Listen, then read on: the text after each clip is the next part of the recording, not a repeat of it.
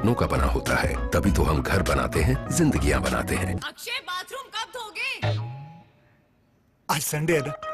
केश King ayurvedic तेल जो बना है 16 खास आयुर्वेदिक तत्वों से, रखे मेरे बालों का ख्याल और बनाए उन्हें लंबा, काला और घना। Kesh King, the king of hair oil. Doctor Ortho, इतना असरदार कि अब दर्द भी घुटने टेकेगा। क्या आप फिल्मों में स्टार बनना चाहते हैं? Yes sir. आपको मौका ही नहीं मिलता तो शुरुआत कहाँ से करें? जहाँ से बड़े बड़े स्टार निकले, ऑडिशन के लिए कॉल करें।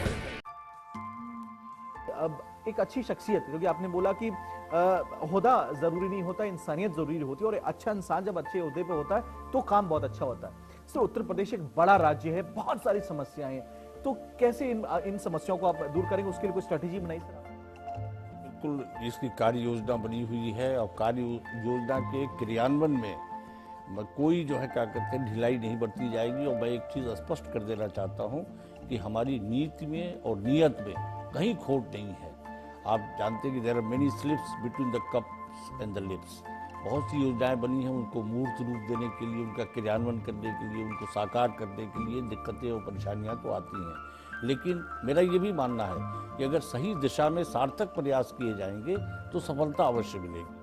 सर, पुलिस आधुनिकता की बात निकल करके आती है, खासतौर से उत्तर प्रदेश सबसे बड़ा प्रदेश है। आधुनिकता को लेकर के, लेटेस्ट आर्म्स को लेकर के सर स्ट्रैटेजीज बहुत बनती, सरकार में बातें निकल के आती हैं। सर, इसको लेकर कोई इस प्रकार का कोई आपके फैसला? नए नए हाईटेक कंट्रोल रूम बनाए जा रहे हैं, सीसीटीवी कैमरे का प्रयोग किया जा रहा है। भारत सरकार भी जो है पुलिस को, हर स्टेट की पुलिस को मॉडर्नाइज करने के लिए धनराशि उपलब्ध करा रही है। तो नए नए उपकरण आ रहे हैं, नई नई सिस्टम्स जो है वो लागू किए जा रहे हैं, क्योंकि चुनौतियां जो है नित्य प्रतिदिन नई नई आपके सामने आ रही हैं। देखिए खास बात यूपी के डीजीपी रिजवान अहमद के साथ इस रविवार शाम 6 बजे सिर्फ चैनल 1 पर। राजनीति के बदलते चेहरे, सत्ता का नया समीकरण, भावनाओं की आंधी से लोकतंत्र में विश्वास ढूंढती जनता, खबरों की असल हकीकत पर जिम्मेदारी की साख,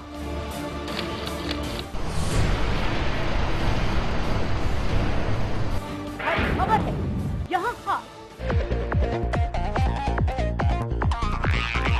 क्योंकि हर खबर पर है हमारी पैनी नजर।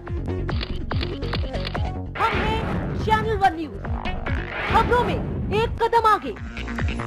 खबरों का काफिला न रुकेगा, न थमेगा, न डरेगा। सही, सटीक, अचूक, सच से होगा आमना सामना। निर्भीक, निडर, निष्पक्ष। हम हैं चैनल 1 न्यूज।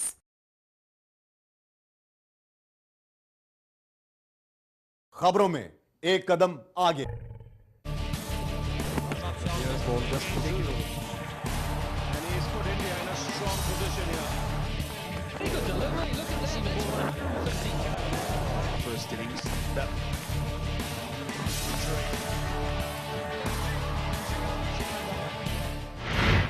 अग्निपथ पार्ट 2 19 फरवरी तक, रोजाना शाम 7:30 बजे सिर्फ चैनल 1 पर।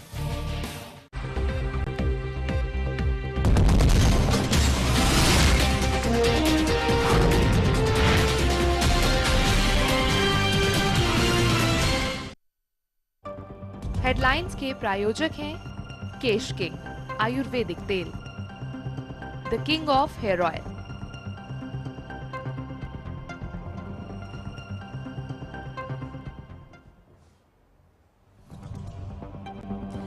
गोरखपुर में जमकर बरसे मोदी, कहा कांग्रेस का जाना तय, कांग्रेस गरीबी और गरीबों का उड़ाती है मजाक, सपा सरकार पर भी साधा निशाना, बोले यूपी को गुजरात में तब्दील नहीं कर सकते मुलायम।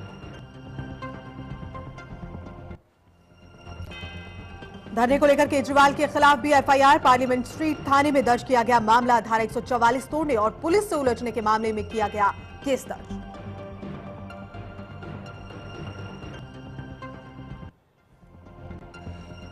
सोमनाथ संकट में बुरी तरह घिरे केजरीवाल, उपराज्यपाल नजीब जंग से केजरीवाल की मुलाकात, कांग्रेस ने दी समर्थन वापसी की धमकी।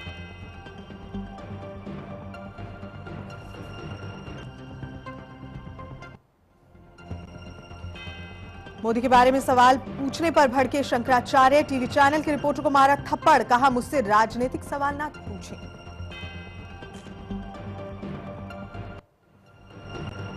और फिल्म अभिनेता शाहरुख खान को शूटिंग के दौरान लगी चोट। हैप्पी न्यू ईयर की शूटिंग कर रहे थे शाहरुख, मामूली चोटें आई।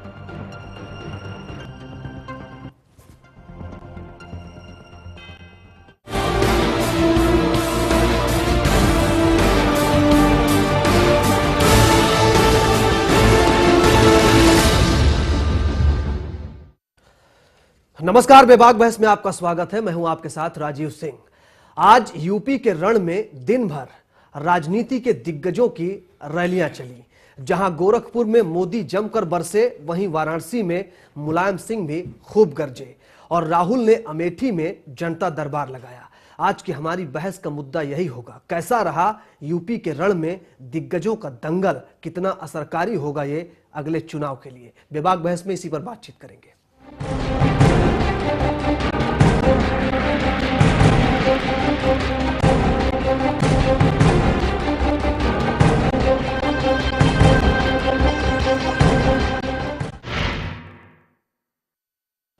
तो आज यूपी का सियासी पारा काफी गरमाया रहा राजनीति के लिहाज से। राजनीति के बड़े बड़े दिग्गजों ने यूपी में रैलियां की। इन रैलियों में दिन भर क्या रहा, पहले उस पर एक नजर डालते हैं, बातचीत करेंगे।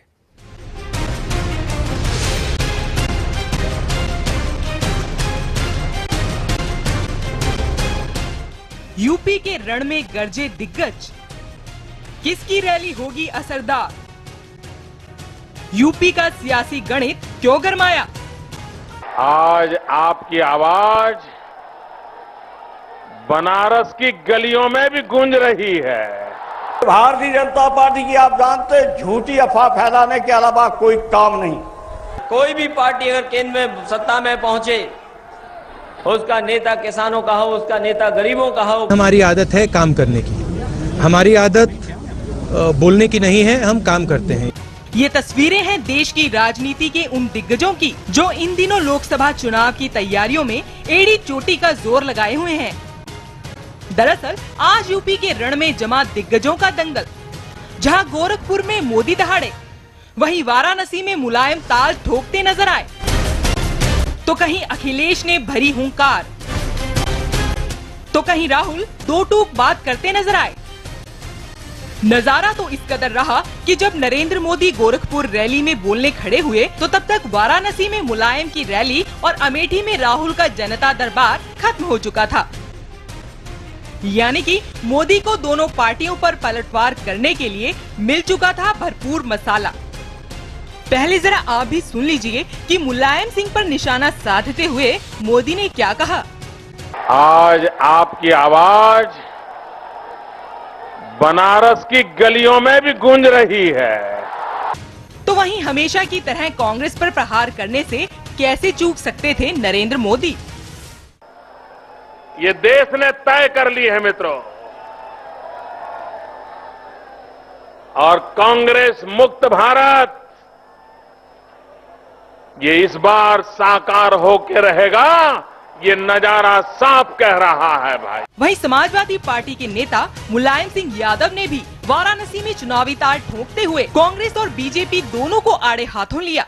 उन्होंने कहा, जहां कांग्रेस ने भ्रष्टाचार के सिवाय कुछ नहीं दिया, वहीं बीजेपी के PM in waiting Narendra Modi के हाथ खून से रंगे हुए हैं।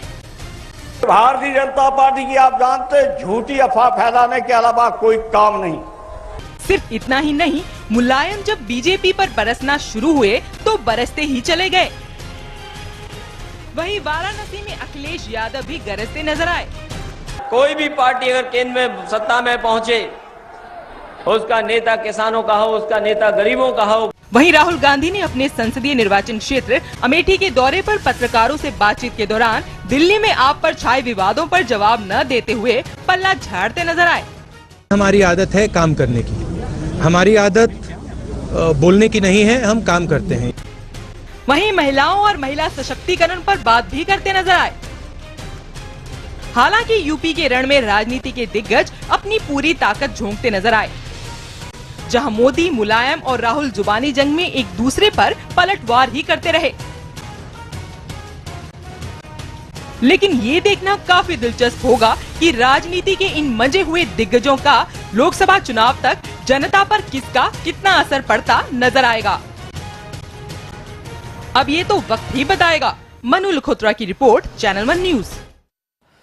जी, ये दंगल दिल्ली के लिए है और इस दंगल में सभी दल कूदे हुए हैं। और एक कहावत है भारत की राजनीति में कि दिल्ली का रास्ता जो है वो उत्तर प्रदेश से होकर ही गुजरता है, क्योंकि सबसे ज्यादा लोकसभा की सीटें यही हैं। तो उसी पर बातचीत करने के लिए, इस पूरे मसले पर बातचीत करने के लिए हमारे साथ बेहद खास मेहमान मौजूद हैं स्टूडियो में। राजकुमार भाटी जी हैं, समाजवादी पार्टी नेता हमारे साथ। शहजाद पूनावाला जी हैं, कांग्रेस नेता। बातचीत करेंगे। राजकुमार भाटी जी, सबसे पहले आपके पास आना चाहूंगा। आज सारी रैलियों को आपने सुना, किसमें कितना दम नजर आ रहा है? देखिए, दम की बात तो आकलन आप बेहतर करेंगे। जहां तक दम की बात है, समाजवादी पार्टी से ज्यादा उत्तर प्रदेश में किसी में दम नहीं है। समाजवादी पार्टी जमीन से जुड़ी पार्टी है। लेकिन जो एक बहुत चिंता की बात है, जिसे हमारी पार्टी लगातार कहती रही है, वो आज मोदी जी के एक वाक्य ने पूरी कर दी वो चिंता। कौन सी? माननीय नेताजी ने कहा कि हम यूपी को गुजरात नहीं बनने देंगे। अच्छा, यूपी को गुजरात नहीं बनने देंगे, विशेष संदर्भ में कहा जाता है। वो आप भी समझ रहे होंगे, आप बुद्धिजीवी व्यक्ति हैं, पत्रकार हैं। मोदी जी ने भी समझाया है, और गुजरात नहीं, का वही मतलब उसी बात पर गुजरात का मतलब विकास, गुजरात का मतलब सड़क। नहीं, उन्होंने भी जवाब दिया। राजीव जी, मेरी बात समझिए। ये कहना कि यूपी को गुजरात नहीं बनने देंगे, वो किस संदर्भ में? वो उस सांप्रदायिक जो एक हिंसा हुई, जो नंगा नाच हुआ, जो निर्दोषों की हत्या की गई, जो 2002 है, उस संदर्भ में कहा जाता है। हर बुद्धिजीवी समझता है, पूरा देश समझता है कि यूपी को गुजरात नहीं बनने देंगे। और मोदी जी का यह कहना कि यूपी को गुजरात बनाने के लिए 56 इंच का सीना चाहिए। 56 इंच का सीना विकास के लिए नहीं चाहिए। किसको डराने के लिए 56 इंच का सीना चाहिए? किसके ऊपर पहलवानी दिखाने के लिए 56 इंच का सीना चाहिए? क्या ये लोग देश की बागडोर संभालने लायक हैं? क्या इनकी सोच देश का नेता बनने लायक है? क्या एक ऐसे व्यक्ति को देश का प्रधानमंत्री बनना चाहिए जो 56 इंच का सीना दिखाना चाहता है इस देश को डराना चाहता है? ये समाजवादी पार्टी का स्पष्ट मत है कि यूपी को गुजरात नहीं बनने देंगे। यहां सांप्रदायिकता के नागों का फंड कुचल देंगे। यहां पर जो ये मंसूबे लेके आए हैं गुजरात से, अमित शाह को यहां लाया गया, प्रभारी बनाया गया उत्तर प्रदेश का। अमित शाह किस चीज के स्पेशलिस्ट हैं? कौन सी राजनीति के स्पेशलिस्ट हैं? अमित शाह जी केवल दंगा कराने के स्पेशलिस्ट हैं। तो क्या मोदी का मतलब सिर्फ गोधरा ही होता है? नहीं, हम नहीं कह रहे, ये मोदी खुद कहते हैं, मोदी की पार्टी खुद कहती है। तो मोदी का मतलब आप क्या समझते हैं? आप अगर ईमानदारी से सारी चीजों पर बातचीत होनी चाहिए। देखिए, बिल्कुल बाकी चीजों पे, सारी बातों पे होनी चाहिए। हिंदू राष्ट्र का नारा कौन देता है? 2 राष्ट्र का नारा कौन देता है? मुसलमान के प्रति नफरत कौन फैलाता है? इन्हें पाकिस्तान भेजने की बात कौन करता है? भाई को भाई से लड़ाने की बात कौन करता है? जरा से झगड़ों को लेकर अगर कहीं किसी की मोटरसाइकिल किसी से टकरा जाए, उसको लेकर तुरंत सांप्रदायिक तनाव कौन फैलाता है? जो नफरत फैलाने वाली पुस्तकें कौन छापता है? हम तो नहीं छापते। ये तो भारत पार्टी तो नहीं छापती। समाजवादी पार्टी की राजनीति की ये तो दुखती रग है और उस पर सबने हाथ रखा है। जिसको जब मौका मिला है सबने इसको भुनाया। मैं आपके पास आऊंगा। शहजाद पूनावाला जी हमारे साथ है। शहजाद जी, क्या लगता है आपको कि जो रैलियां हो रही हैं उनमें जिस तरह से मुद्दे उठ रहे हैं, खासकर उत्तर प्रदेश में, क्या तस्वीर देख रहे हैं आप? आज जब माननीय नेताजी ने ये कहा कि मैं यूपी को गुजरात नहीं बनने दूंगा, तब मुझे ये महसूस हो रहा था कि काश ये बात वो अमल कर पाते सितंबर 7 और 8 तारीख को, जब यूपी गुजरात तो बन चुका था। मुजफ्फरनगर में जो हुआ वो गुजरात से कोई कम तो था नहीं। वहाँ पे जिस तरीके से मुसलमानों के प्रति हिंसा हुई और जिस तरीके से पूरा शासन प्रशासन न केवल दंगों के समय पर दंगों के ख़त्म होने के बाद वहाँ पे जो राहत कार्य है और वहाँ पे जो लोगों को सुविधाएं पहुँचानी ज़रूरी थी, माननीय मुलायम जी तो ये कह रहे थे कि शिविरों में पीड़ित रहते ही नहीं है, वहाँ पे तो बीजेपी कांग्रेस के कार्यकर्ता रहते हैं। फिर उनके होम सेक्रेटरी कहते हैं कि कोई ठंड में नहीं मरता। तो जिस प्रकार की असंवेदनशीलता मौलाना मुलायम जी ने बताई है, आजम खान यूके का टूर कर आए पर यहाँ पे नहीं जा पाए, माइनॉरिटी अफेयर्स मिनिस्टर है। तो मुझे लगता है कि गुजरात तो यूपी बन चुका है और इसमें बनाने के लिए कुछ बाकी नहीं रहा। ठीक है, लेकिन ये सारे मसले राजनीति में और जहां तक यहीं पर क्यों टिक जाते हैं? राजनीति की जब बात होती है तो उसमें बाकी मुद्दों की बात क्यों नहीं होती? जरूरतों की बात क्यों नहीं होती? समस्याओं की बात क्यों नहीं होती? मैं उसकी भी बात कर रहा हूँ। आज एक दूसरे नेता ने भी भाषण दिया था गोरखपुर में, तो मुझे तो नहीं लगा कि उस भाषण में कोई भी नई चीज हो। हालांकि जो उन्होंने रेटोरिक जिसको कहते हैं पॉलिटिकल रेटोरिक 60 महीने और 60 साल, 6 महीने और 60 सालों का, वो भी चुराया हुआ था। 60 महीने दीजिए, मैं आपको सुख चैन तो वो भी चुराया हुआ था। चंद्रशेखर जी ने एक बार कहा था कि 4 महीने क्वा 40 इयर्स के बारे में, तो वो भी चुराया गया था। तो नया आइडिया कोई भी ना मुलायम जी दे पा रहे, ना मोदी जी दे पा रहे, ना मायावती दे पा रही है। तो क्या जो आइडिया पेश किए जा रहे हैं, जिस आइडिया की मार्केटिंग हो रही है, राहुल गांधी जी ने कहा कि मार्केटिंग में वो बड़े शानदार है, क्या उसके जरिए नैया पार? मैं इसका एक उदाहरण देता हूं। मैं इसका उदाहरण देता हूं। पूरे देश में भ्रष्टाचार के खिलाफ आग लगी हुई है कि भ्रष्टाचार को खत्म करो इस देश में। मुलायम जी तो लोकपाल के खिलाफ है, मायावती जी का कमी कहे तो ज्यादा है, क्योंकि भ्रष्टाचार के बारे में, उनके बारे में तो कुछ कहा नहीं जा सकता। मोदी जी ऐसी शख्सियत है जिन्होंने 10 सालों में तो लोकायुक्त कभी नियुक्त नहीं किया, और आम आदमी पार्टी है जिसने दिल्ली में कहा कि हम जन लोकपाल लाएंगे, जन लोकायुक्त लाएंगे, वो अभी तक लाए नहीं। लाने वाले केवल एक ही है, जो राहुल गांधी, और एक ही है कांग्रेस पार्टी।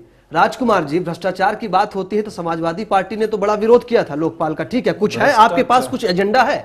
भ्रष्टाचार पे जैसा ट्रैक रिकॉर्ड कांग्रेस का है और जो समाजवादी पार्टी का, मुझे हंसी आती है तहसीन पूनावाला जी जब कांग्रेस को भ्रष्टाचार के मुद्दे पे शहजाद पूनावाला शहजाद जी पाक साख दिखाने की कोशिश करते हैं। जहां तक लोकपाल की बात है, हमारे नेता ने लोकपाल का कभी विरोध नहीं किया। उन्होंने कहा लोकपाल के नाम पे जो माहौल बनाया जा रहा, आप ठीक से उनका बयान पढ़िए उस समय का जब लोकपाल आ रहा था। उन्होंने कहा ये जो माहौल पैदा किया जा रहा है राजनीति के लिए, लोकतंत्र के लिए बहुत खतरनाक है। बात इतनी नहीं है। ऐसा माहौल, लोकपाल का विरोध बड़े बनाया जा रहा है किया था, पार्लियामेंट में भी मेरा एक सेंटेंस आप सुनिए।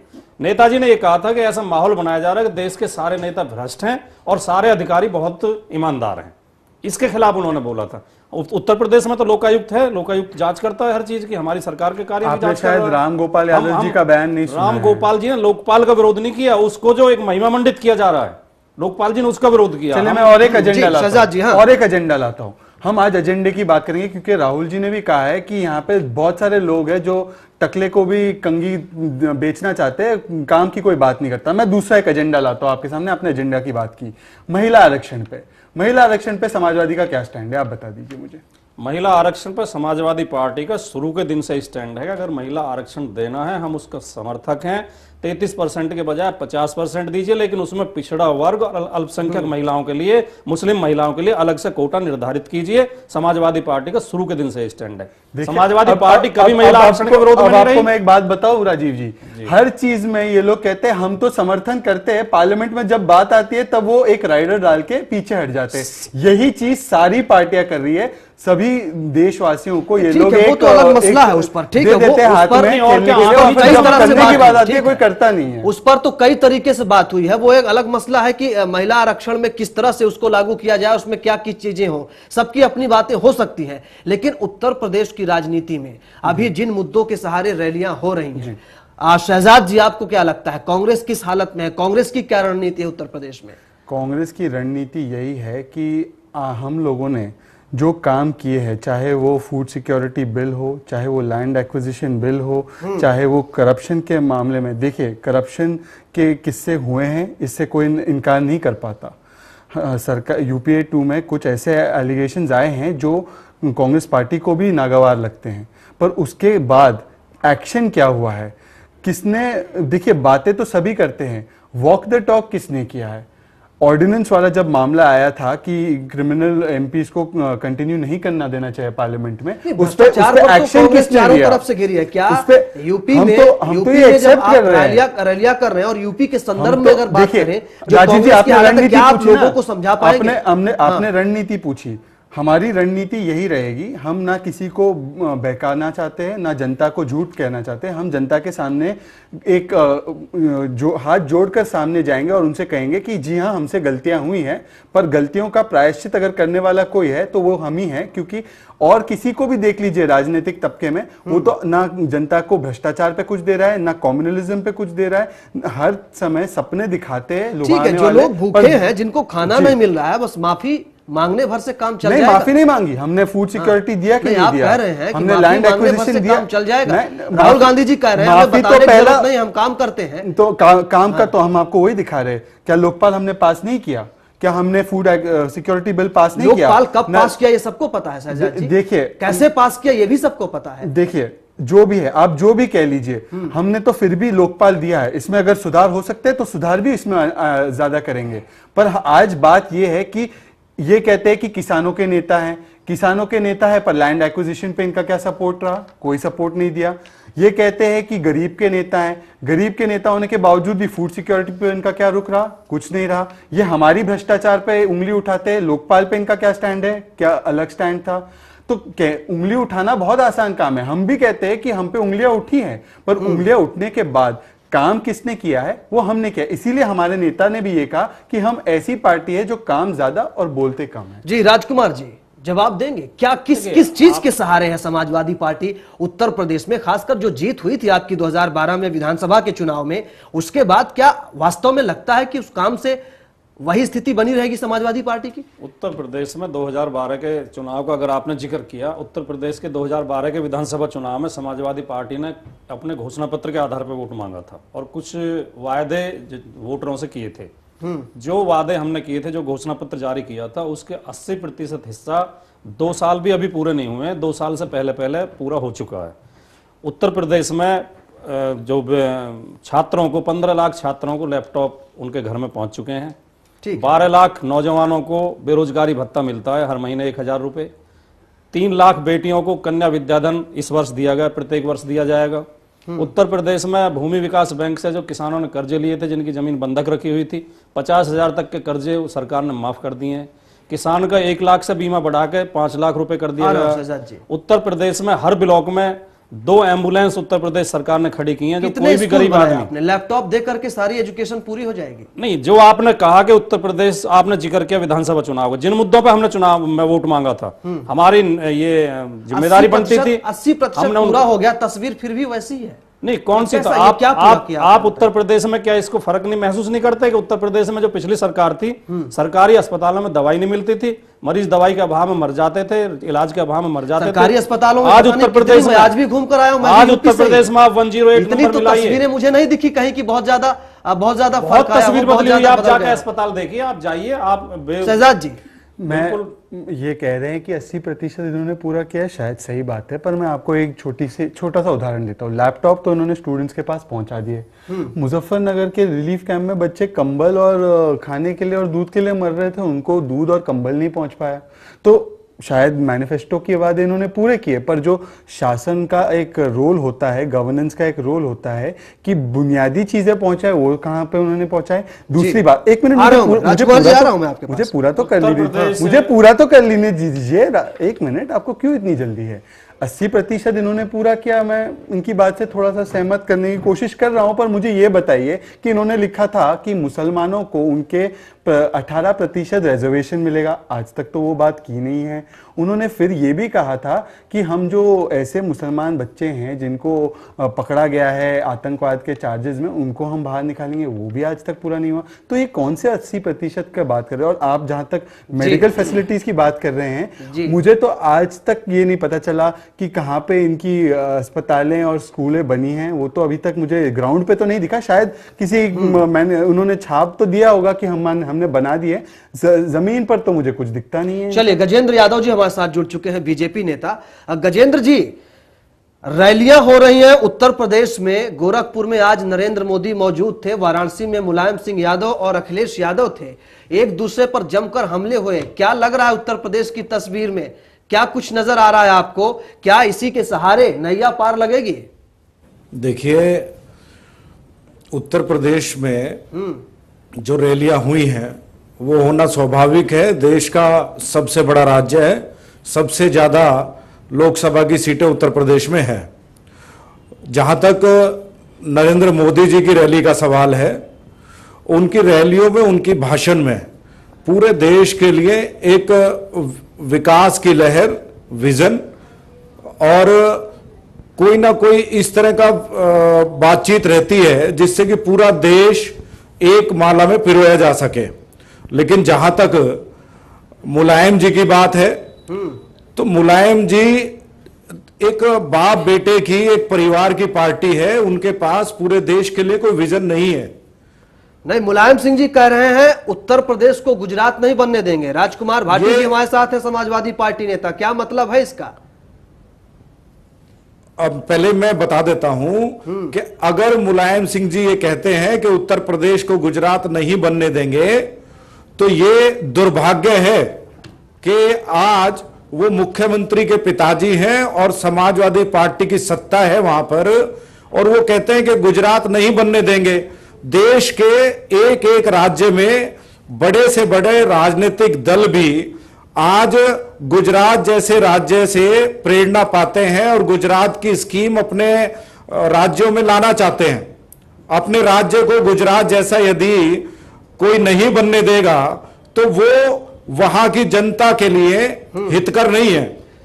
लेकिन गजेंद्र जी, यूपी में किन मुद्दों के सहारे हैं आप? क्या सिर्फ इसी मसले पर राजनीति होकर रह जाएगी कि मोदी मुलायम पर हमला बोले, मुलायम सिंह यादव मोदी पर हमला बोले, और घूम फिराकर राजनीति की उसी दुखती रग पर हाथ रखा जाए, उसी गोधरा और उसी की बात की जाए?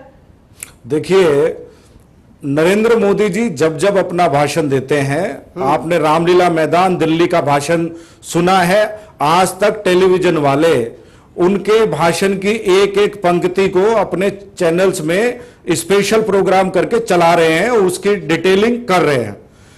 नरेंद्र मोदी जी का जहां तक सवाल है, वो जब अपना भाषण देते हैं तो वो किसी पे कोई आरोप प्रत्यारोप नहीं करते हैं। वो छोटी राजनीति, तुच्छ राजनीति, वो आरोप प्रत्यारोप की राजनीति उन्होंने कभी करी नहीं है। वो एक इतने नहीं, बड़े तो वो क्या कह रहे हैं कि उत्तर प्रदेश को गुजरात बनाने के लिए 56 इंच का सीना चाहिए। सीना क्यों चाहिए 56 इंच का? भैया काम करिए, संस्थाएं अपनी मजबूत करिए, थोड़ा लोगों का हित, लोगों के जो जरूरी मुद्दे हैं उस पर नजर डालिए। 56 इंच का सीना चाहिए, ये एक उदाहरण है कि मन चाहिए आदमी का, जनहित के लिए काम करने के लिए मन चाहिए, और वो मन मुलायम सिंह जी के पास, अखिलेश जी के पास नहीं है। जिस वक्त मुजफ्फरनगर दंगा के पीड़ित, हर कोई आके बॉडी बिल्डिंग को पोस्ट करके दिखाने लगे। नहीं, गजेंद्र जी, बात सिर्फ इतनी नहीं है, दर्शक या जनता इतने नादान, इतनी नासमझ नहीं है कि आप सिर्फ बातें करके चले जाएं, लोग आपको वोट दे दें। लगाकर वहां पर आनंद ले रहे थे। इनके विधायक यूपी के फंड से विदेशों में जम के मौज ले रहे थे। अरे आपके पार्टी के विधायक भी नहीं है, वो सब करते हैं। उसमें पार्टी के विधायक उसमें गया हुआ है। अरे आपके भी विधायक है उसमें गजेंद्र जी। आपके विधायक ने नहीं छोड़ा उस ट्रिप को। योजना वहां के मुख्यमंत्री द्वारा चलाई गई थी विदेश में पहुंचाने की। तो आप क्यों गए उसमें? तो आप क्यों चले गए? कांग्रेस वाले तो नहीं गए। वो मुख्यमंत्री के द्वारा भी नहीं थे, आपको जानकारी नहीं है। वो आपके विधायक क्यों गए? के द्वारा थे। नहीं, ये भी बता दीजिए, जब इस मसले को आपने उठाया है तो ये जवाब भी दे दीजिए कि बीजेपी विधायक क्यों गए? जो बीजेपी विधायक वहां पर गए हैं, उनके पास जो हमारे वहां के अधिकारी हैं वो उनसे बात कर रहे हैं। अब यूपी का जो प्रभार जाने की बात, यूपी जाने की जरूरत क्या थी? अगर इनका जाना गलत था तो आपका भी जाना तो गलत था, सही था, उस पर बात होगी। आप दूसरे पर सवाल उठाइए तो कम से कम खुद को भी ध्यान रखिए कि आप शीशे के घर में। राजकुमार जी कुछ कह रहे थे? ये भारतीय जनता पार्टी का चरित्र है जो इनके शब्दों में स्पष्ट हो रहा है कि बैंगन पंडित जी को पत्थर, औरों के लिए कुपत्थर। अगर इनका कहीं इनके लाभ की बात होगी तो वो ठीक है, और दूसरा करेगा तो फिर ये उसकी आलोचना करेंगे। जहां तक इन्होंने कहा कि नरेंद्र मोदी जी अपने भाषण में आरोप नहीं लगाते और मुद्दे की बात करते हैं, नरेंद्र मोदी का लगभग 40% भाषण तो आरोपों से भरा हुआ होता है, व्यंग्यों से, कटाक्षों से भरा होता है, और बाकी 40% में वो विकास के मुद्दे से हटके बिना बेसिर पैर का भाषण देते हैं, जो बोरिंग भाषण होता है। उनका कोई विकास का एजेंडा उनके पास नहीं है। देश के सामने कोई वो तस्वीर, कोई विजन, कोई दर्शन प्रस्तुत नहीं कर पाए हैं कि देश को वो कहां ले जाना चाहते हैं। ये केवल इस बात के मंसूबे पाल रहे हैं कि उत्तर प्रदेश का चुनाव हिंदू मुस्लिम के आधार पर होगा। इनके भाषणों से भी झलकता है। इनकी व्यक्तिगत बातचीत अगर आप सुनेंगे, इनसे व्यक्तिगत बात करें तो इनका जहर जो सामने आ जाता है। जब मंच पे जाते हैं, जब ये मंच पे जाते हैं तो बहुत राजकुमार जी मुझे ये बताइए, जब सांप्रदायिकता का मसला आता है तो आप सब लोग समाजवादी क्यों हो जाते हैं? उससे पहले समाजवाद की वो परिभाषा सबको याद क्यों नहीं रहती है? आप कहते हैं कि जो मुस्लिम लोग हैं आप किसी को छुड़ाने की बात करते हैं। अगर आतंकवाद की बात होती है तो सिर्फ एक कौम, एक बिरादरी, एक जाति या एक समुदाय क्यों है? वो कोई भी हो सकता है। हिंदुस्तान में बहुत से हिंदुस्तान जो है विविध संस्कृतियों और धर्मों का देश है। यह बात क्यों होती है? आतंकवादियों को आपने छुड़वाने की बात की, कोर्ट ने फटकार लगाई आपको। अभी मुजफ्फरनगर दंगे में क्या कहा आपने कि अल्पसंख्यक जो आरोपी हैं उनसे केस वापस लेने की चर्चाएं हुई। ये सब क्या कर रहे हैं आप लोग? मुजफ्फरनगर दंगे के संदर्भ में कोई केस वापस लेने की चर्चा नहीं हुई। मुख्यमंत्री उसकी सफाई दे चुके हैं। वो केंद्र सरकार ने चलिए ठीक है, वाराणसी ब्लास्ट, गोरखपुर ब्लास्ट उसके जवाब में वो जांच हुई। जहां तक आतंकवादियों का सवाल है, इस बारे में हमारी पार्टी का दृढ़ मत है। अब भी हम उस बात से सहमत हैं। बहुत से मुसलमान युवकों को आतंकवादी बताकर निर्दोष बेगुनाहों को गिरफ्तार किया जाता है। ठीक है, बेगुनाह उसमें शामिल था, ऐसा किसी ने नहीं कहा। बात इतनी मुसलमान आतंकवादियों को छोड़ा जाएगा। नहीं, जो बेगुनाह मुस्लिम युवक आतंकवाद के नाम पे कोई भी हो सकता है, जेलों में कई साल से रह रहे हैं, जिनके खिलाफ कोई चार्जशीट दाखिल नहीं हुई है, जिनके खिलाफ कोई सबूत नहीं मिले हैं। एक दूसरी बात, उनको रिहा करने की बात थी, उसमें कोर्ट ने अड़ंगा अटका दिया, वरना हमारी सरकार चाहती है। इसका कौन बेगुनाह है, कौन गुनहगार, ये कौन तय करेगा? कोर्ट तय करेगा, सरकार तय करेगी। स्पष्ट है, जब कई साल हो गए पुलिस कोई एविडेंस नहीं दे पाई। जल्दी से मैं अभी और एक बात कहना चाहता हूँ कि ये 56 इंच की छाती की बात करते हैं और कहते हैं कि ये विकास के बारे में। तो ये कौन सा विकास का मॉडल है? जहाँ पे गुजरात में पिछले 5 सालों में एग्रीकल्चरल ग्रोथ देखे तो नेगेटिव रही है या 0% पे रही है। गुजरात का जो डेट है, स्टेट डेट, वो 3 गुना बढ़ चुका है। तो 56 इंच की छाती लिए ऐसा विकास लाना चाहते हैं मोदी जी? या ये 56 इंच का जो बात की है ये उस समय की बात है जो 2002 दंगे हुए थे, तब भी उन्होंने 56 इंच की छाती की बात की थी। और जहां तक समाजवादी पार्टी और भारतीय जनता पार्टी है, दोनों का मैं कौमी रंग में आपको एक पेश करना चाहता हूं। ये लोग कहते हैं ये बड़े सेक्युलर है। इन्होंने एक ऑर्डर निकाला जो सुप्रीम कोर्ट ने रद्द कर दिया कि केवल मुसलमानों को ही राइट्स में जो है कॉम्पनसेशन मिलेगा। क्यों, जाटों को कुछ नहीं हुआ था राइट्स में? और जो ये बीजेपी वाले हैं जो अपने आप को नहीं, एक और बात कहने दीजिए, बीजेपी वाले भी बड़ा सेक्युलर अपने आप को मानते हैं। तो सोम, वो जो 2 बीजेपी एमएलए है, उनको तो आपने नवाजा, जिन्होंने सर्कुलेट किया सोशल मीडिया पे क्लिप, उनको तो आपने नवाजा। क्या आपको एक ऐसा आदमी नहीं मिला जिसने दंगों के समय लोगों को जोड़ने का काम किया हो? सिर्फ उसको आपने नवाजा जिन्होंने दंगे भड़का है। ये सब ने किया। छोटा सा ब्रेक लूंगा शहजाद जी, एक छोटा सा ब्रेक लेंगे। ब्रेक के बाद बात को आगे बढ़ाएंगे। राजनीति में सब कुछ जायज समझा गया है और उसी फॉर्मूले पर सबने काम किया। उत्तर प्रदेश में आज रैलियां हुई। दरअसल मसला जो हम बातचीत कर रहे हैं कि उत्तर प्रदेश में कौन किस स्थिति में है, कौन सी पार्टी, और इन रैलियों का जो असर है लोकसभा चुनाव में कितना होगा और कितने वोट किस पार्टी को मिलेंगे। छोटा सा ब्रेक लेंगे, बातचीत को आगे बढ़ाएंगे।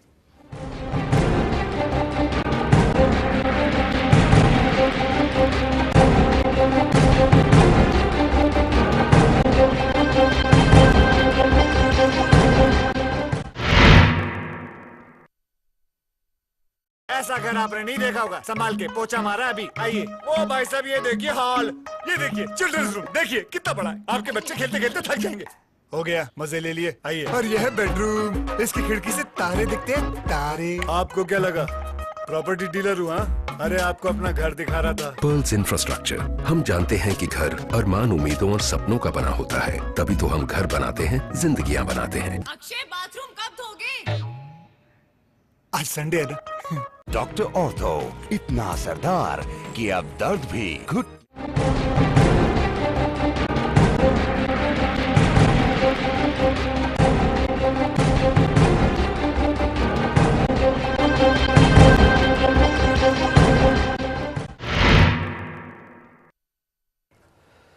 ब्रेक के बाद स्वागत है आपका। यूपी में जो दिग्गजों की रैली हुई, दिग्गजों का दंगल दरअसल जो है अब दिल्ली की राजनीति के लिए है, दिल्ली की कुर्सी के लिए है। कांग्रेस की अपनी मुहिम है। समाजवादी पार्टी की रैली आज वाराणसी में हुई। नरेंद्र मोदी गोरखपुर में गरजे। मसला यहां पर यह है कि कौन पार्टी किस मुद्दे के सहारे चुनाव में जाना चाहती है, उसमें जनता का हित कितना जुड़ा है, किसकी बात में कितना दम है और कहां कौन किस स्थिति में है। हमारे साथ सभी मेहमान मौजूद हैं, बातचीत करेंगे हम। गजेंद्र यादव जी हमारे साथ बीजेपी नेता जुड़े हैं। गजेंद्र जी, मैं आपके पास आना चाहूंगा, इससे पहले शहजाद जी के पास जाऊं। अब यूपी की बात जब आप कर रहे हैं, अमित शाह को आपने कमान सौंपी है, वहां पर किन मुद्दों पर विचार कर रही है और किस हालत में आप अपने को देख रहे हैं वहां पर? देखिए, हमारा सीधा सा मत है कि पूरे देश में रहने वाले अंतिम व्यक्ति तक विकास का काम पहुंचना चाहिए। जहां तक इनकी बात है तो ये लोग ले देकर गुजरात के एक गोधरा मामले में बार बार मोदी जी के ऊपर आरोप लगाते हैं।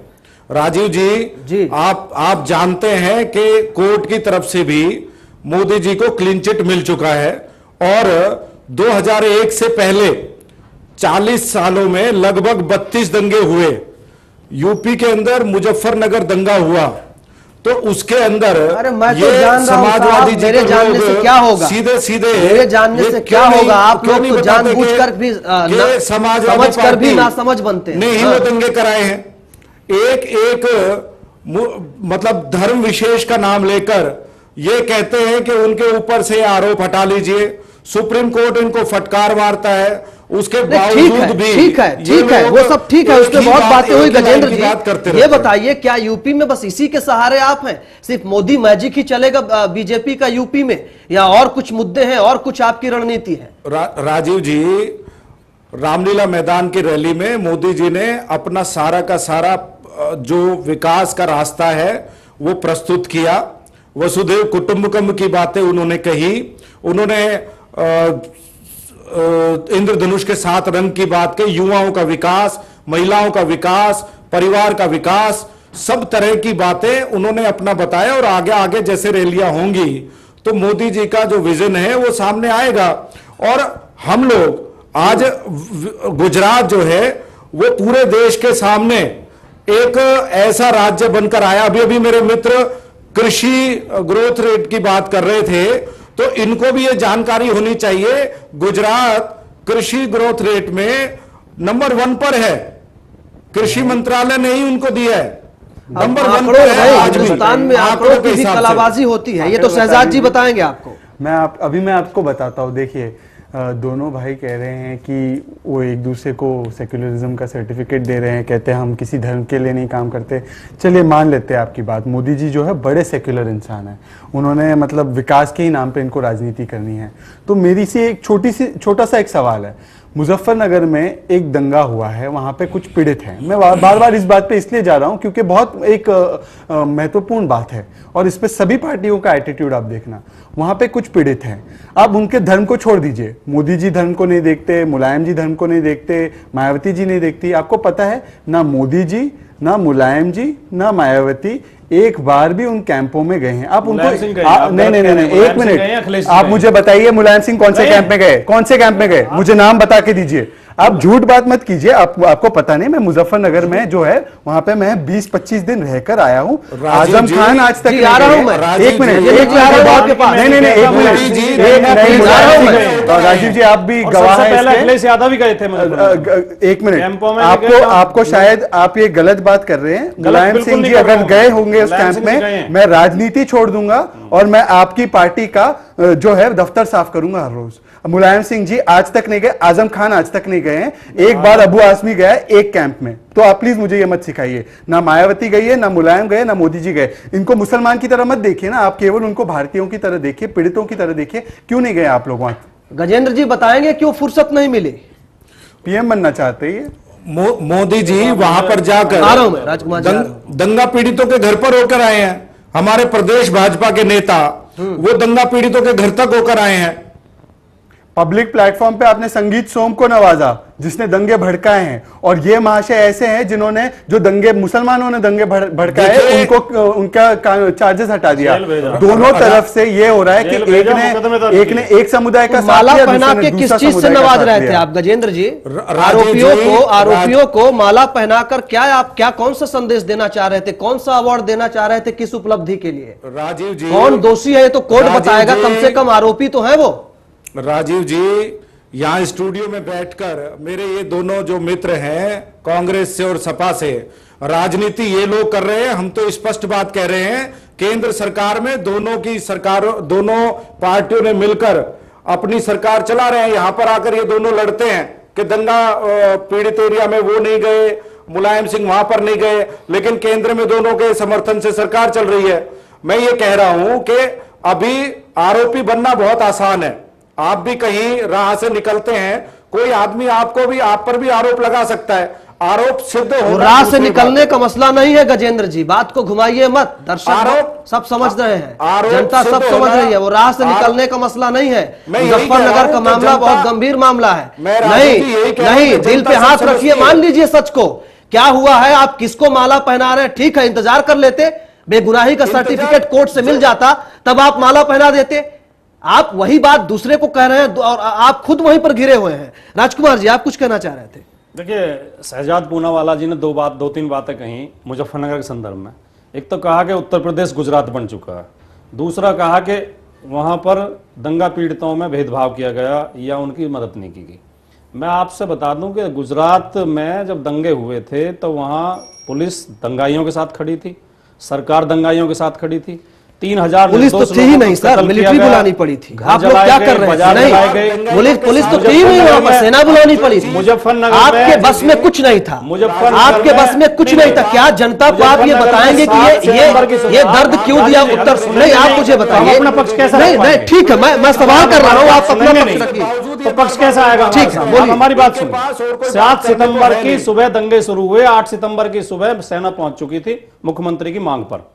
दूसरी बात, जो इन्होंने कहा कि केवल मुसलमानों के लिए, अल्पसंख्यकों के लिए सुप्रीम कोर्ट ने रोक लगाई, उत्तर प्रदेश सरकार ने जितने लोग भी दंगों में मारे गए, चाहे वो हिंदू थे चाहे मुसलमान थे, दोनों को 10 लाख रुपए परिवार के एक सदस्य को सरकारी नौकरी गवर्नमेंट ऑर्डर में उत्तर प्रदेश में दिया।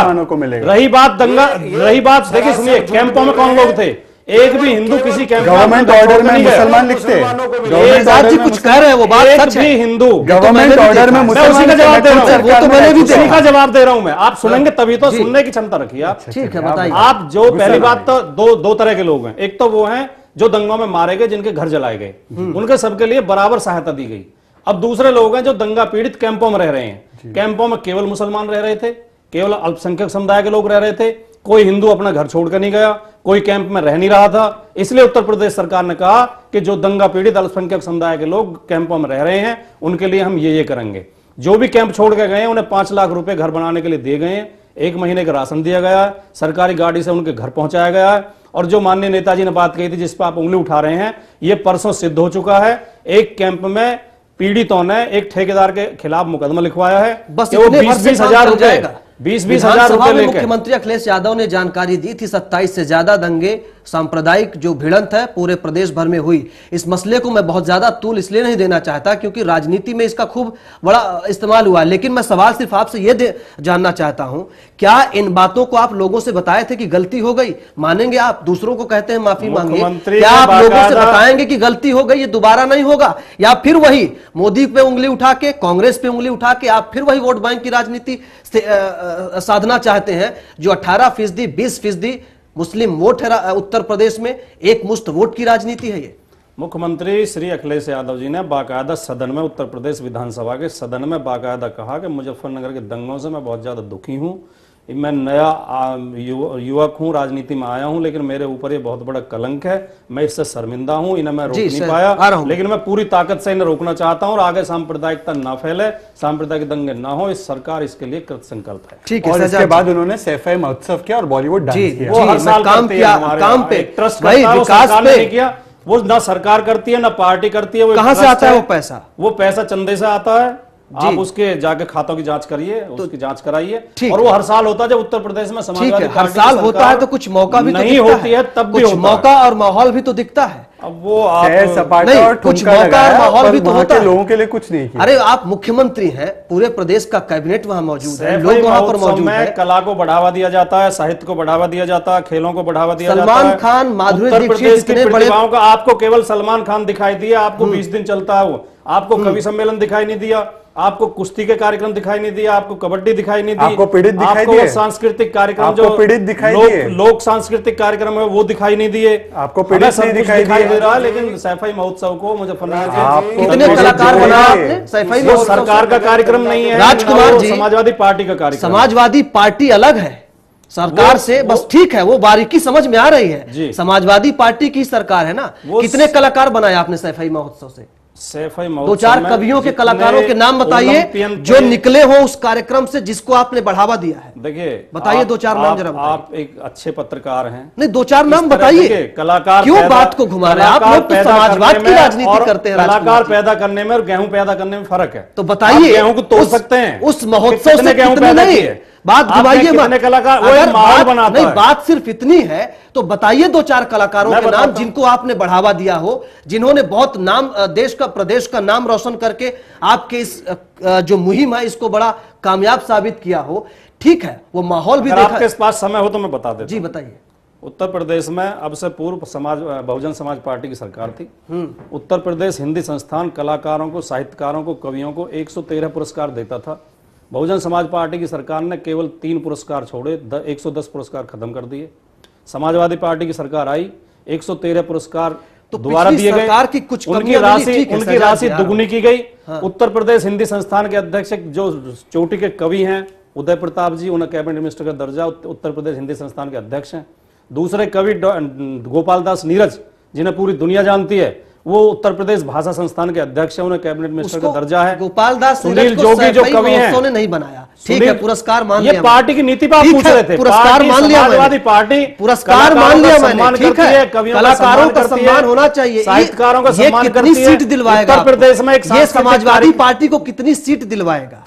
नहीं, सीटें नहीं मिलेंगी, कोई बात नहीं है। सारे काम सीटों के लिए नहीं किए शहजाद जी, मैं बड़ी ही हम्बली मैं इनका स्वागत करता हूं। ये वही समाजवाद और नई समाजवाद है जिसके बारे में राम मनोहर लोहिया कल्पना करते थे कि कवियों को बनाओ, कल्चर को बढ़ाओ। और आप ही के स्टेट के लोग जब वहां पे ठंड से मर रहे हैं तब आपका एक स्टेट प्रायोरिटी है कि कल्चर को बढ़ाओ और वहां के कवियों को बढ़ाओ। वाह, ये नया समाजवाद है और मैं आपका बहुत बहुत स्वागत करता हूं कि आप मेरी बात कर रहे हैं, बहुत अच्छा सुनने की क्षमता रखिए, सुनने की भी क्षमता रखिए भाई। हम ये आपसे कह रहे हैं कि एक तरफ तो वो है कि स्टेट में ना डेवलपमेंट हो रहा है, वहाँ के लोगों की तकलीफें हैं, और आपकी प्रायोरिटी क्या है कि वहाँ पे कल्चरल फेस्टिवल किया जाए। वहाँ के जो रिसोर्सेस है, आपने तो हमें बड़ा गिना दिया कि कितने पुरस्कार दिए गए, पर ये नहीं गिना पाए कि कितने वहाँ पे पीड़ित के लिए क्या काम हुआ। ये आपको थोड़ा सा अचंबा नहीं लगा कि ये ऐसा समाजवाद है कि वहाँ के पीड़ितों के लिए क्या काम हुआ? वो नहीं गिना पाते, गजेंद्र जी पुरस्कार के गिना पास पाते जाऊं हैं। उससे पहले राजकुमार जी, एक बात मुलायम सिंह यादव आपके मुखिया हैं समाजवादी पार्टी के, उन्होंने खुद कही थी कि अगर यही हाल रहा सरकार का, कामकाज का यही हाल रहा तो मैं सिर्फ अकेला जीत कर जाऊंगा दिल्ली, सब हार जाएंगे। ये कहने की नौबत क्यों आई है? ये बात को आप घुमा फिरा के भले कुछ जवाब दे दीजिए, इसका क्या मतलब? नहीं, घुमाना फिराना नहीं है। उत्तर समाजवादी पार्टी के मुखिया है माननीय मुलायम सिंह यादव जी। अगर कहीं कोई थोड़ी बहुत कमी देखते हैं कार्य में तो वो हमेशा चेतावनी देते रहते हैं, धमकाते भी रहते हैं, सुझाव भी देते रहते हैं, दिशा निर्देश भी देते रहते हैं। जैसे एक घर के परिवार के मुखिया अपने बच्चों को कंट्रोल करने के लिए उन्हें समय समय पर धमकाते रहते हैं, ये उनका हक बनता है, उसे हम पॉजिटिवली लेते हैं, सकारात्मक रूप से लेते हैं। कुछ तो दिक्कत हुई होगी, बिजली की समस्या आज तक दूर नहीं कर पाए। इतना बड़ा नहीं, बिजली की दिक्कत आप सुनिए। जिस दिन हमने उत्तर प्रदेश में सत्ता की बागडोर संभाली थी, उत्तर प्रदेश के गांवों को 5 घंटे बिजली मिली। ईमानदारी से बताइए, अभी आज हम 14 घंटे पे ले आए। आज हम 26 जनवरी से 14 घंटे देने वाले हैं, अभी 12 घंटे दे रहे हैं। कौन से गाँव में आ रही है? झूठ बोल रहे हैं। जिस गाँव में रहता हूँ, मेरे गाँव में बिजली कितने आप मुझे 10 डिस्ट्रिक्ट बता दीजिए। मैं गाँव में ही रहता हूँ, मेरे गाँव में 12 घंटे बिजली आती है। और मुझे 10 डिस्ट्रिक्ट के नाम बताइए। 26 नहीं, मेरा गाँव इंटीरियर का गाँव है, कोई सैफई नहीं है, कोई इटावा का गांव, लखनऊ का गांव नहीं है। गजेंद्र जी सुन रहे हैं आप? जी हाँ। उत्तर प्रदेश में मायावती की सरकार की रिकॉर्ड पे घोषणा थी 9 घंटे बिजली देने की और देते थे 5 घंटे। हमारी रिकॉर्ड पे घोषणा आज 12 घंटे हम बिजली दे रहे हैं। 26 जनवरी से 14 घंटे देंगे और 5 साल पूरे होने तक बिजली का उत्पादन इतना बढ़ाएंगे कि पूरे प्रदेश को 20 से 24 घंटे बिजली मिलने लगेगी। चलिए गजेंद्र जी, ये मुमकिन है लग रहा है आपको, या इन सब मुद्दों पर आप कितना गंभीर हैं? इनकी बात को पूरा कर देता हूं जी, बताइए। 5 साल में ये बिजली उत्पादन इतना बढ़ाएंगे जितना गुजरात में आज हो रहा है। इनके सरकार की बात आप सुन गुजरात के अलावा भी कोई किस्सा है? नहीं, बिजली तो मिल रही है। ये गुजरात भारत बिजली तो मिल रही है, बिजली मिल यहाँ से ज्यादा मिल रही है। जो चीज सही है मान लीजिए, गुजरात का बिजली नाम तो उत्तर प्रदेश से ज्यादा मिल रही है। गुजरात का नाम लेते ही आपका खून खोलने लग जाता है। भाई, देश का सबसे विकसित राज्य है गुजरात और उसमें आप सुनने की भी आदत डाल लें, क्योंकि देश का बच्चा बच्चा नरेंद्र मोदी जी का नाम और ठीक है सर, फुल टाइम लीजिए, आप बोलिए, फुल टाइम लीजिए। दूसरा, राजीव जी इन्हीं के रिश्तेदार हैं संदीप यादव, अखिलेश जी के चाचा की बेटी उनको ब्याही है। आज की खबर है कि किस तरह की सरकार यूपी में चल रही है कि संदीप यादव जी ने, मैं नाम लेके कह रहा हूं, उन्होंने कहा कि इटावा रहने लायक नहीं है। एक बात, जाटों की महासभा के जो प्रमुख, मोदी के भाई तो यार मुकदमा लड़ रहे हैं मोदी के खिलाफ कोर्ट में, आप क्या बकवास कर रहे हो, व्यक्तिगत बातों पे आ रहे हो आप। अरे यादव जी सुनिए, देखिए मोदी के मुकदमा लड़ रहे हैं कोर्ट में। राजीव जी इनका सामने सामने चेहरा आ रहा है कि आपके टेलीविजन पर बैठ के ये गुंडागर्दी कर रहे हैं। गुंडागर्दी नहीं होगी, नहीं होगी, नहीं होगी, आप बोलिए। नहीं राजकुमार जी, ठीक है, शब्दों की गरिमा बनाए रखिए। यहाँ पर सम्मान पूर्वक इनसे बात कर रहा हूँ, अपना पक्ष रख रहा हूँ, ठीक है, और ये कहते हैं कि क्या बकवास कर रहा हूँ। नहीं, वो बात रख रहे हैं कि मोदी के भाई भी मोदी के विरोधी हैं। यूपी के अंदर बैठ के यदि आपका चैनल यूपी के अंदर है तो समाजवादी पार्टी के नेता उस चैनल में बैठकर मुझे धमकाएंगे, मुझे थ्रेट देंगे क्या? कोई धमकी नहीं है, ये कोई धमकी नहीं है गजेंद्र जी, बात का जवाब दे रहे हैं यादव जी, धमका नहीं रहे। कोई धमकी नहीं है, ये सवाल मतलब उनके एक प्रवक्ता जो भरे चैनल पर, नेशनल चैनल पर बैठ के मुझे ये कहते हैं कि क्या बकवास कर रहा हूं, और वो भी इतना गुस्से में, इतने तनाव में। ये जो तनाव है वो दर्शाता है कि समाजवादी पार्टी यूपी के अंदर खत्म होने के कागार पर है। ये तनाव इनका कैसे खत्म करेंगे? अभी तो सरकार है उनकी। भैया कौवा के कोसने से कहानी नहीं मरे करती यादव जी। खत्म होने का जो सामना है वो 2 महीने में, 3 महीने में चुनाव है, आपको सामने सामने दिख रहा है। ठीक है, जितने ज्यादा हतोत्साहित हैं, जितने ज्यादा परेशान हैं, वो ये सब सामने आ रहा है। ठीक है शहजाद जी, जिस तरह से सरकार काम कर रही है वहां पर, कांग्रेस किस तरह की? राहुल गांधी कह रहे हैं कि हाँ कुछ नहीं हुआ, कोई कामकाज नहीं हुआ, आप कुछ मौकों पर जा करके बोल भर देने से कुछ काम हो जाएगा? या कांग्रेस भी देख रही है कि समाजवादी पार्टी का जो कामकाज है या समाजवादी पार्टी अच्छा नहीं कर रही है, तो आप तो समर्थन ले रहे हैं केंद्र में ना, कुछ तो जिम्मेदारी बनती है। देखिए, जहाँ तक केंद्र सरकार के समर्थन की बात है, ये समर्थन इसलिए दिया गया है समाजवादी पार्टी द्वारा हमें, ताकि सांप्रदायिक ताकतें जो हैं वो इस देश में ना फैलें। जहाँ तक विकास की बात है, जहाँ तक उत्तर प्रदेश को उत्तम प्रदेश बनाने की बात है, एक ही केवल पार्टी है जिसका एक नज़रिया है, एक विजन है, और वो है कांग्रेस पार्टी राहुल गांधी जी के नेतृत्व में। एक पार्टी ऐसी है जो उत्तर प्रदेश को गुजरात बनाना चाहती है, और विकास के मामले में नहीं, ऐसे मामले में जिसका आप और मैं बहुत ही अच्छी तरीके से जानते हैं क्या परिणाम हो सकता है। दूसरी पार्टी ऐसी है समाजवादी पार्टी, जिसने उत्तर प्रदेश को उत्तम प्रदेश तो नहीं, बदतर प्रदेश बना के छोड़ दिया है 2 सालों में। केवल लॉ एंड ऑर्डर वहां पे खस्ता है। ऐसे मंत्री है इनके जो खुद दागी है, और ऐसे दागी मंत्री है राजा भैया से लेके आजम खान तक कि मतलब कुछ कम ही कहा जाए तो बेहतर है इनके कैबिनेट के बारे में।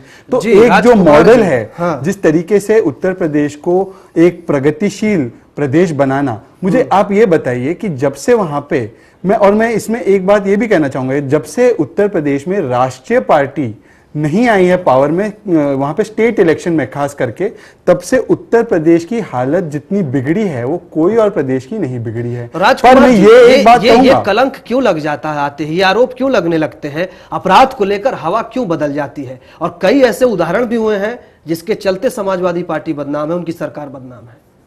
देखिए, उत्तर प्रदेश के आप आपराधिक आंकड़े उठा के देखिए, पूर्व की सरकार से ज्यादा अपराध उत्तर प्रदेश में नहीं है। उत्तर प्रदेश आरोपियों से नहीं, ठीक है, राजनीतिक आरोप हैं, राजनीति के तहत इन्हें कुछ तो आरोप लगाना ही है। मनोज पारस जी से, उत्तर प्रदेश में कुछ आपके मंत्री हैं मनोज पारस जी, आप जान रहे होंगे जी, उन पर रेप का केस है, गैंग रेप का। वो केस काहे के लिए वापस ले रहे हैं? देखिए, जो उसके मुझे जानकारी नहीं है, कोई उसकी जांच हुई होगी, कोई केस ऐसे वापस नहीं लिए जाते हैं। क्यों इतनी जल्दी क्या है? कई लोगों से आपने केस वापस लिया पार्टिकुलर इस केस में नहीं, कई केस अपराध कम करने का क्या सरकार की बस यही एक रणनीति है? देखिए, केस वापस जो लिए गए हैं उत्तर प्रदेश सरकार में, केस मेरे ऊपर भी था, मेरे ऊपर भी वापस लिया गया। क्या था मेरे ऊपर? बहुजन समाज पार्टी की सरकार में एक स्कूल की जमीन को उनके मुख्यमंत्री के भाई जबरन कब्जा रहे थे, वो जेसीबी लेके उस पर मिट्टी डालने के लिए आ गए, हम लोग रोकने के लिए पहुंच गए, हमारे खिलाफ पुलिस ने रास्ता रोकने का मुकदमा दर्ज कर दिया 147, 148 मामूली धारा लगा के। वो मुकदमा वापस ले लिया गया। अब इस तरह के मुद्दों को उठाया जाता है कि वो अपराध के रेप का मामला तो मामूली नहीं है, रेप का मामला तो मामूली नहीं है। उसमें मैं आपने बकायदा उसमें नोटिस पर्टिकुलर केस में नहीं जाना चाहता, मुझे जानकारी नहीं केस पे नहीं, एक उदाहरण है क्योंकि उसकी जानकारी नहीं है, मैं इसलिए कोई टिप्पणी नहीं करूंगा। लेकिन कोई भी केस ऐसे वापस नहीं लिया जाता। हमारे ऊपर केवल रास्ता रोकने के केस थे, फिर भी उसकी पूरी जांच की गई, डीएम एसएसपी की रिपोर्ट ली गई, सरकारी वकील की रिपोर्ट ली गई, तब जाके केस वापस होते हैं। जहां तक अपराध की बात है, अपराध उत्तर प्रदेश में निश्चित तौर पे आप आंकड़े उठा के देखिए, अपराध घटा है। और मुख्यमंत्री बार बार चिंता जाहिर कर रहे हैं कि हमारी दो ही प्राथमिकताएं हैं, हमें बिजली का उत्पादन बढ़ाना है और अपराध पर अंकुश लगाना। कैसे बढ़ाएंगे? बिजली के नए संयंत्र लगाए जा रहे हैं। संयंत्र नहीं लगा, नहीं बिल्कुल कई संयंत्रों पर काम चल रहा है। आप देखिए अभी कई पीछे साइन हुए। नहीं, मैं भाई की पूरी बात से सहमत हूँ। उत्तर प्रदेश में तो इतना कानून व्यवस्था इतनी अच्छी हो चुकी है और इतनी मतलब सुधर चुकी है कि पिछले 2000 जब से इनकी सरकार आई है पावर में, बाकी सब तो छुटपुट हिंसा की घटनाएं तो छोड़ दो, कौमी जो लाइंस पे हुई है वो तो कुल मिला के 100 से ज्यादा अधिक है। पर पिछले 6-7 महीने में ही 6 घटनाएं हुई है। ये शायद कहेंगे कि मुझे नहीं पता ये छोटी मोटी घटनाएं, तो मैं नाम भी बता देता हूँ। कोसी कलान मथुरा में हुई, मुजफ्फरनगर में हुई, मेरठ में हुई, प्रतापगढ़ में हुई, बरेली में हुई और लखनऊ इलाहाबाद में हुई। डेट भी है और ये एमएचए के फिगर है, तो इसमें कोई झुटलाने वाली बात नहीं है। तो 6 बड़े राइट हो चुके हैं ये मौलाना मुलायम के राज में। अब मैं तो समझ से बाहर है कि कैसा राजकुमार जी ऐसे आएगा आपका समाजवाद। देखिए ये जो एक कविता है भोजपुरी की, समाजवाद बबुआ धीरे धीरे आएगी, कितना धीरे धीरे आएगा। अपनी राजनीति के वश समाजवादी पार्टी को बदनाम करने के लिए झूठे तथ्य ये आंकड़े कौन बना रहा है? आंकड़े हमने तो घर में बैठकर नहीं बनाए ना। और ये जो माहौल बिगाड़ने का काम करते हैं, चाहे कांग्रेस के मित्र हों चाहे बीजेपी के हों, ये मानवाधिकार आयोग के भी आंकड़े आप गलत ठहराए। इस तरह का माहौल बनाना, ये आंकड़े कौन बना रहा है? ये माहौल कौन बना रहा है? आप कहते हैं कि मानवाधिकार आयोग बीजेपी चला रही है या कांग्रेस चला रही है? नहीं देते। मानवाधिकार आयोग बीजेपी ने बनाया है, कांग्रेस ने बनाया, चला कौन रहा है? क्या सवाल मुझसे पूछ लेते हैं? सवाल आपसे बिल्कुल पूछना लाजिम है। बताओ, मेरा जवाब तो सुनिए। नहीं, आंकड़े क्या बता रहे हैं? आंकड़ा मुझे आप बताइए, शहजाद जी बताएं। उत्तर प्रदेश में आपने बताया कि कितने दंगे हुए हैं, 6 या 7 बताया गजेंद्र जी, बड़े वाले। मुजफ्फरनगर के अलावा इन दंगों में कितने लोग मारे गए, मुझे आंकड़ा बताइए। गजेंद्र जी, राजकुमार जी सही कह रहे हैं, इनसे आंकड़ा ले लीजिए। मुजफ्फरनगर को छोड़ के मैं इसका जवाब देता हूं। मैं इसका जवाब देता हूं। अब बहुत ही दुर्भाग्यपूर्ण बात है कि भाई मुझसे आंकड़े मांग रहे हैं। एक भी मौत हुई है तो बहुत ज्यादा हुई है। मैं तो आपसे ये पूछ रहा हूं कि आपका लॉ एंड ऑर्डर इतना बेहतर है तो आप ये डिनाई कर रहे हैं कि ना मेरठ में कुछ दंगे हुए, ना प्रतापगढ़ में हुए, ना बरेली में हुए। आप ऑन रिकॉर्ड बोल दीजिए कि नहीं कह रहा। देखिए आप केवल फिगर पे आ गए। ऐसी राजनीति कर रहे हैं, इसलिए ठीक है। इन सारे मुद्दों पर इसलिए हम बात कर रहे हैं कि जब आप सभी पार्टियों की नजर है अब लोकसभा चुनाव पर, तो उसको देखते हुए किसकी रणनीति में कितना दम है। गजेंद्र जी, बीजेपी क्या उम्मीद कर रही है उत्तर प्रदेश से? कितनी सीटें मिलेंगी आपको इस रणनीति से? देखिए साहब, आप चैनल वाले लोग हैं, सर्वे भी चल रहे हैं जी, और उन सर्वे में कल भी मैं IBN 7 का सर्वे देख रहा था। हर प्रदेश से हमारे को अधिक से अधिक सीटें मिल रही हैं जी। मिशन 272 पूरा हो जाएगा यूपी के जरिए? बिल्कुल पूरा होगा, 100% पूरा होगा। और इनके जो यूपी के दंगे हैं उनके ऊपर इनको कुछ सीखना चाहिए। मैं फिर से गुजरात का नाम लूंगा, फिर से इनको दिक्कत आएगी। गुजरात में गोधरा दंगों के बाद तब से लेकर आज तक तीसरी बार नरेंद्र मोदी जी मुख्यमंत्री बने हैं और एक भी दंगा वहां पर नहीं हुआ। चलिए प्रशासन चलाना, ठीक है। आखिरी कमेंट बोलना चाहूंगा। मैं बीजेपी के जो मित्र हैं मेरे, मैं उनका बड़ा आदर करता हूं कि उन्होंने इतनी गहराई से ये फिगर तो देख लिया कि कितनी सीट आएंगी इनकी IBN 7 सर्वे पे। इसी IBN और अलग अलग चैनल पे ये भी चलता है कि वहां पे 55% महिलाओं को अनीमिया है। वहां पे 13 सालों में क्राइम जो है 3 गुना बढ़ा है। इन फिगरों पर भी ध्यान दें, क्योंकि विकास के मुद्दे पर ही आप जो है क्लेम करते हैं कि 272 और 273 और 372 मिलेंगी आपको, पर आप अगर गुजरात का मॉडल देखें तो वहां पे कोई विकास नहीं है। तो इन फिगर पे भी आप राजकुमार जी नर्मदा नदी से जो पानी भुज तक ले जाया गया है वो इतनी बड़ी पाइपलाइन बनाई है कि इनके राहुल गांधी जी उसके अंदर मारुति कार से पूरा जा सकते हैं। और वही मारुति वाले के किसान जो है आज आंदोलन कर रहे हैं मेरे भाई।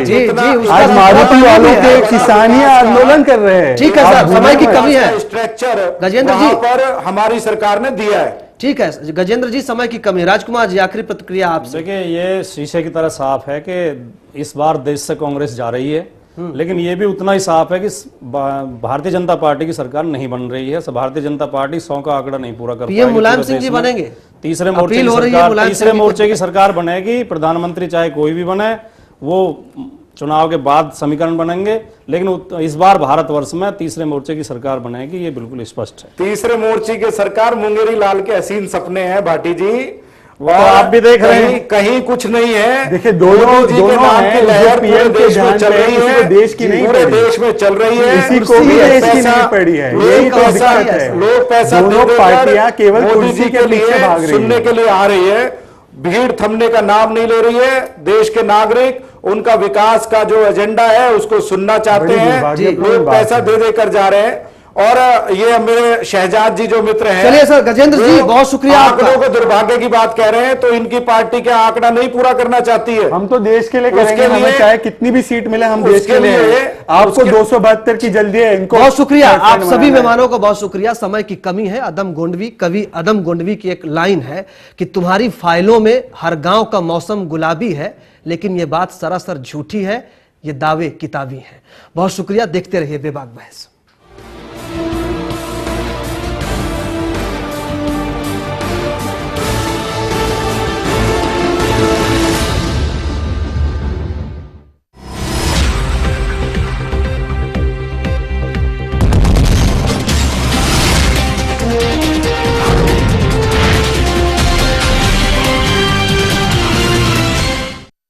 ऐसा घर आपने नहीं देखा होगा। संभाल के पोछा मारा अभी।